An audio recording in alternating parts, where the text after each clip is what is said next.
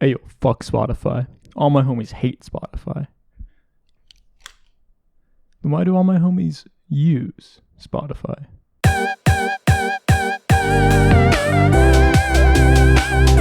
Let me take you back. Let me take you back on a journey. Back in 2018, I started listening to music, like a lot of music, and I started with Spotify. Spotify free. Got those sick ads because that's what all my friends used. And then I paid for Spotify Premium because I didn't like ads.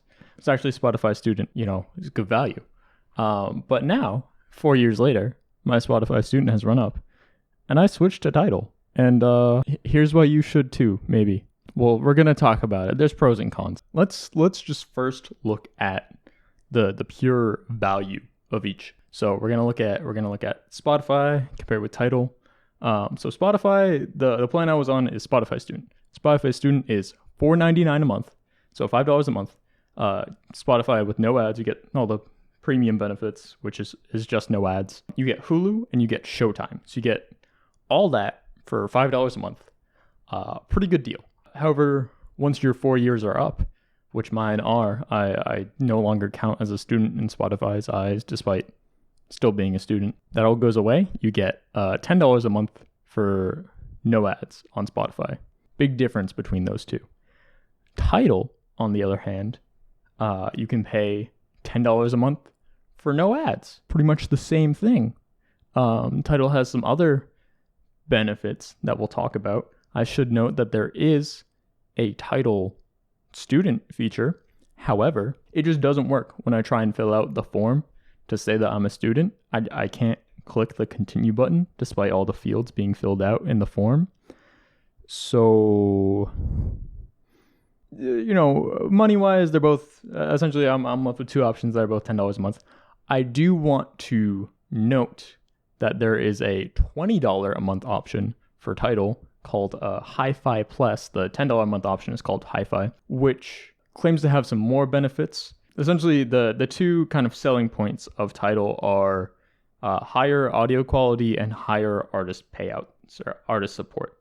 So we're going to talk about each of those. First, we're going to talk about artist support, because that's kind of what led me to Tidal in the first place, what made me want to purchase Tidal, or switch over to Tidal, rather. Note here in this section, royalties are complicated, so I'm going to be making some generalizations and using some data I found on the web. With Spotify pays a third of a cent per stream.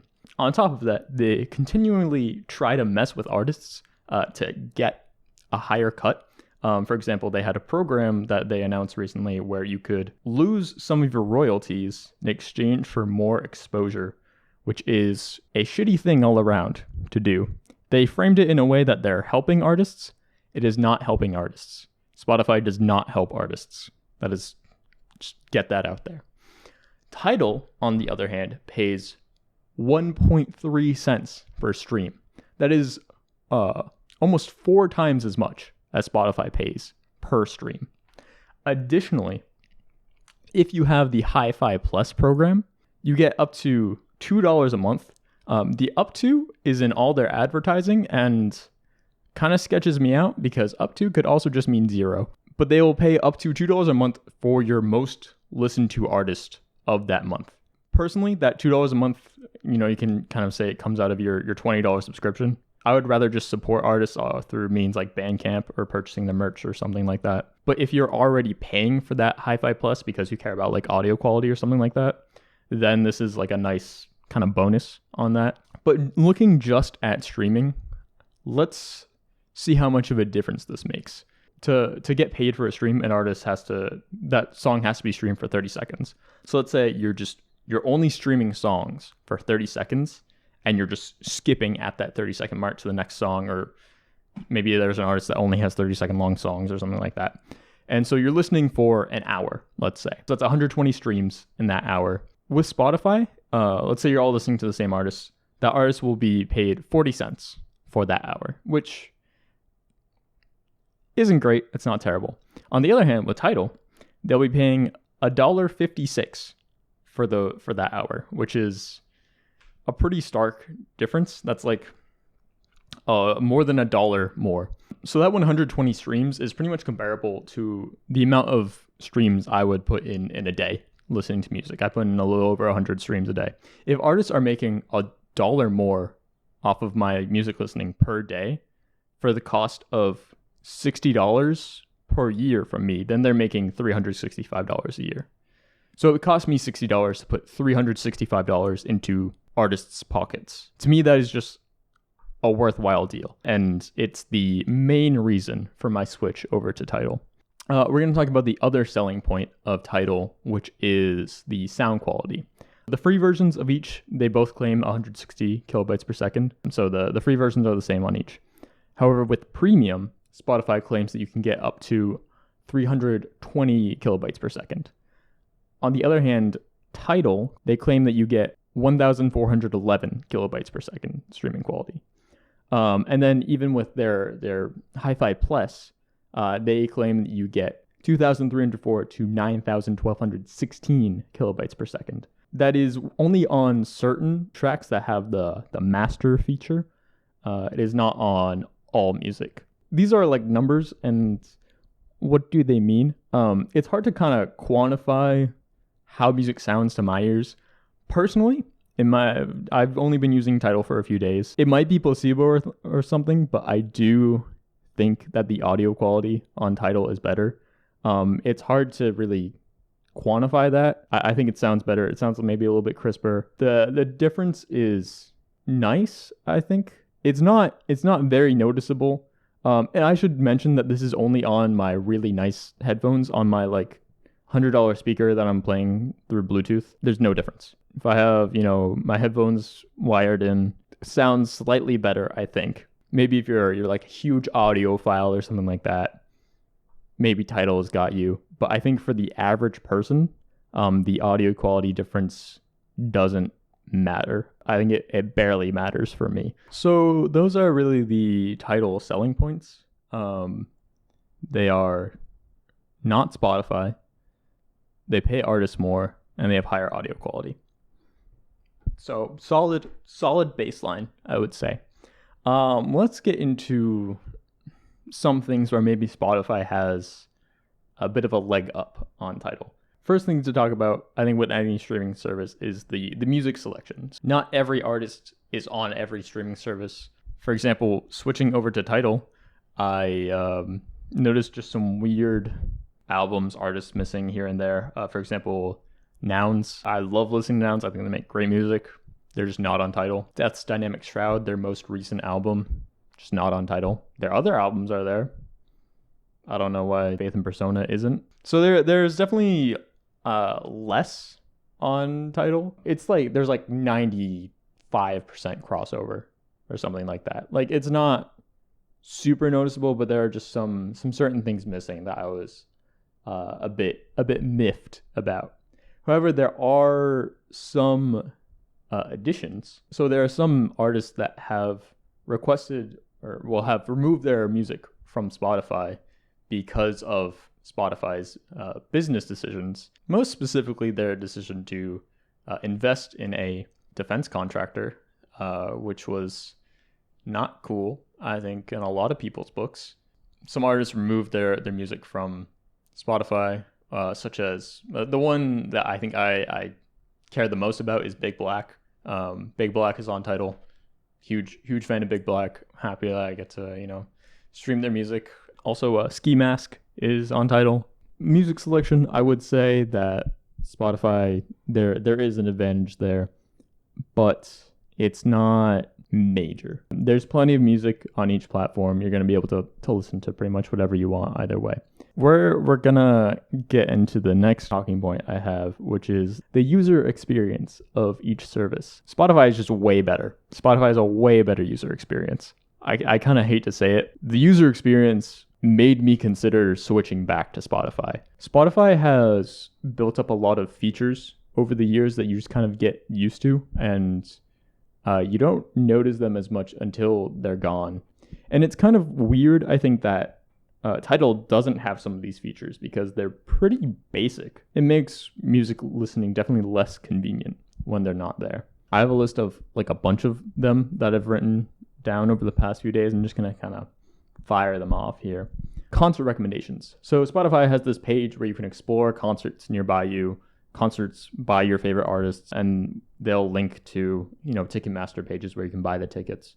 Honestly, like a pretty nice feature. It's what I used to find concerts when I was like, I feel like going to a concert this month. Let's see what's coming up. And I would look through the Spotify concert recommendations and it would tell me things. Additionally, Spotify tended to do it had their own pre-sales. So if you're really dying to like go to a certain concert, you could probably get a Spotify pre-sale. Tidal has absolutely nothing with concerts. They have no integrations.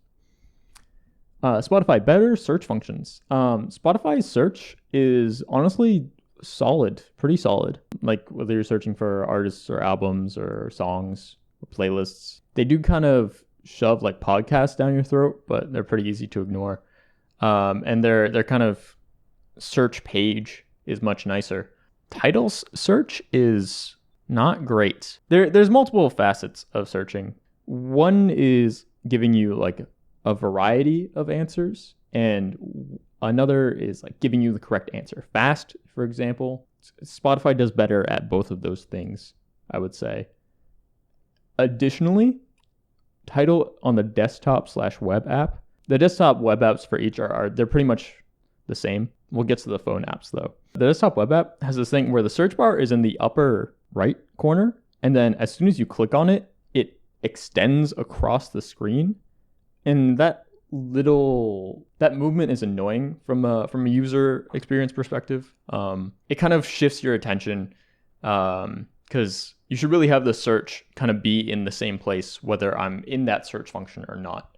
Yeah, having it like off to the side and then expand out it's just weird, and it doesn't feel great from a user experience. And it's like a nitpick, I know, but a lot of these are nitpicks, and they kind of build up to make it just a worse user experience. Friends list. Spotify has a friends list. I can spy and see what my friends are listening to. With Tidal, I mean, I don't have any friends that use Tidal, but even if I did, I couldn't spy on their music listening. Spotify, the phone app, is much more clearly laid out, I would say. Tidal's phone app is plenty usable. I definitely enjoyed Spotify's phone app more. I think it just had more features, better features all around. There's like small things that I can really get into, like the minimized player. Like if you're in the app and you're just like on looking at some album page or something like that, and you have music playing, there's a little bottom bar that tells you what's playing. And for example, the Spotify one just gives you more information, which I liked, than the Tidal one. So there's just, again, it's a bunch of little things that really build up. Better playlist sorting. Yeah, Spotify allows you to sort your playlists in the app is what I'm talking about. They're on the My Library page. They'll allow you to sort by whatever.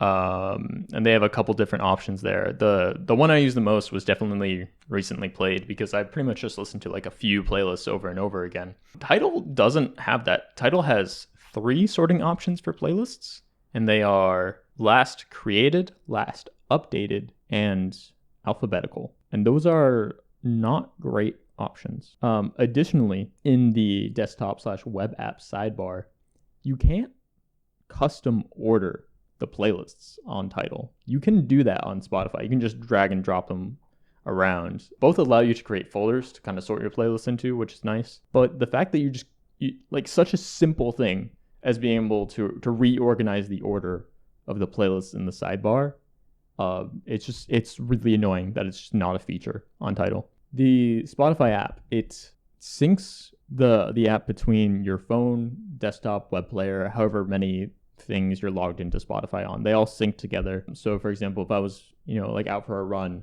and listening to music on my phone, and I come back and go sit at my computer, I can just continue listening pretty flawlessly. There is 0 syncing on Tidal. So you just kind of gotta start from scratch each time for each app. They don't seem to talk to each other really at all. They do sync up like playlist modifications and like library modifications, that kind of thing, but it's pretty slow from what I've experienced, at least. Like I can edit a playlist on my phone and I will not see that change until like I restart the app on my desktop, for example. Editing playlists. Spotify, again, this is a tiny nitpick, but it's so important. If you want to edit, let's say you want to delete a song from a playlist in Spotify, you can just click on the song and press the delete key. You can't do that in Tidal. You have to click on the song, click on like the 3 dots next to the song, or you can right click and then click delete. Just having that tiny keyboard shortcut is huge. It's massive. And I don't know why it's not there on Tidal. I cannot for the life of me understand why that keyboard shortcut isn't there. There are other keyboard shortcuts in Tidal, just not that one. So better app integration. Because Spotify is kind of a thing everybody uses, people have created lots of playlist creators is really where I experience the most, integrating with Spotify's API. For example, I used Spotlister and Organize Your Music, are 2 services I use just to create playlists based on what I currently had saved in my library or what I listened to on Last.fm, for example. And these were just kind of nice tools that I was able to utilize. Tidal doesn't really have anything like that from what I have found on the internet. Spotify shows the artist, album, and song popularities. Like you can hover over a song and see how many plays it has. It'll tell you how many monthly listeners an artist has, for example. Tidal just doesn't have any of that. There's like no way of seeing what's popular, what's not, for example, which it doesn't like matter that much. That doesn't really affect your music listening experience. Like it doesn't affect the music, but it was interesting information to know. And now that it's gone, I appreciated it being there, I suppose. You know how like, let's say you got a banging playlist, right? So you hit shuffle, but your friend's in the car and your friend hates Taylor Swift, right? So what you would do is you would go through the queue, the shuffle queue, and just remove all the Taylor Swift so that you didn't have to skip it when it popped up. And you listen to like a lot of Taylor Swift. This is all hypothetical, by the way. It's never happened to me, definitely. It's pretty easy in Spotify to edit the queue, especially on the phone. You can click multiple things and they just remove them all at once. It's really nice. Like it's pretty simple, pretty effortless. So I kind of lied in this section. There is a way. Originally I complained that there's no way to edit it. There is a way to edit it. It's counterintuitive. You can delete songs and you can rearrange things, but it is definitely easier on the Spotify app to do so than in the Tidal app. So yeah, those are a lot of my gripes with Tidal, and its lack of features compared to Spotify. Tidal does have some features that Spotify doesn't have. For example, I think its discovery methods I like more. For example, on the artist page, in addition to having a similar artist page, what Spotify also has, it has an influencers section. You know, maybe isn't always like perfect, but it's kind of interesting to see, I think. It has more recommendations. It has a similar tracks page for each track, and it also has a similar albums page for each album. So I appreciate that there's more. It's recommending you more variety, which I appreciate. There's no like Discover Weekly or anything like that, but Spotify's Discover Weekly algorithms weren't that great in my opinion. Also, the music credits screen for each track, I think Tidal's is better. It's got a better layout. It has more information generally, so I appreciate that. I mean, that's pretty much all I have. In conclusion, I like Tidal. I'm going to choose Tidal mostly because of its artist support. I think that it's invaluable that we pay our artists fairly.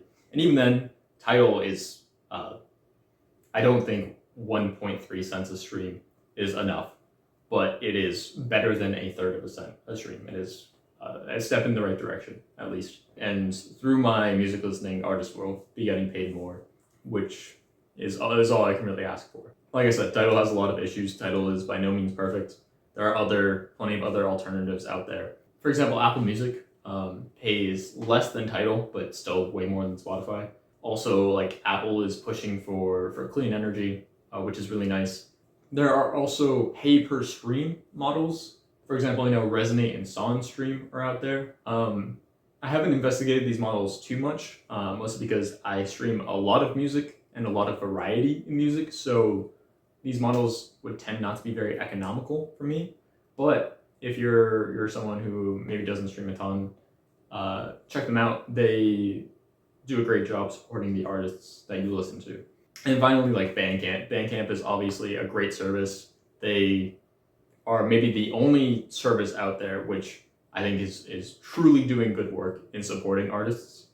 They have even over the past year, more than a year, they've been waiving their revenues on specific days, or not waiving. They've been waiving their cut of the revenues on specific days and just giving it all to the artist, which is great. As far as streaming goes, I don't think Bandcamp's user experience is very good either. But using Bandcamp like in addition to a streaming service, I think is a good option. I've definitely bought plenty of digital albums or vinyls or merch or all these things from artists on Bandcamp, and I definitely can't recommend Bandcamp enough.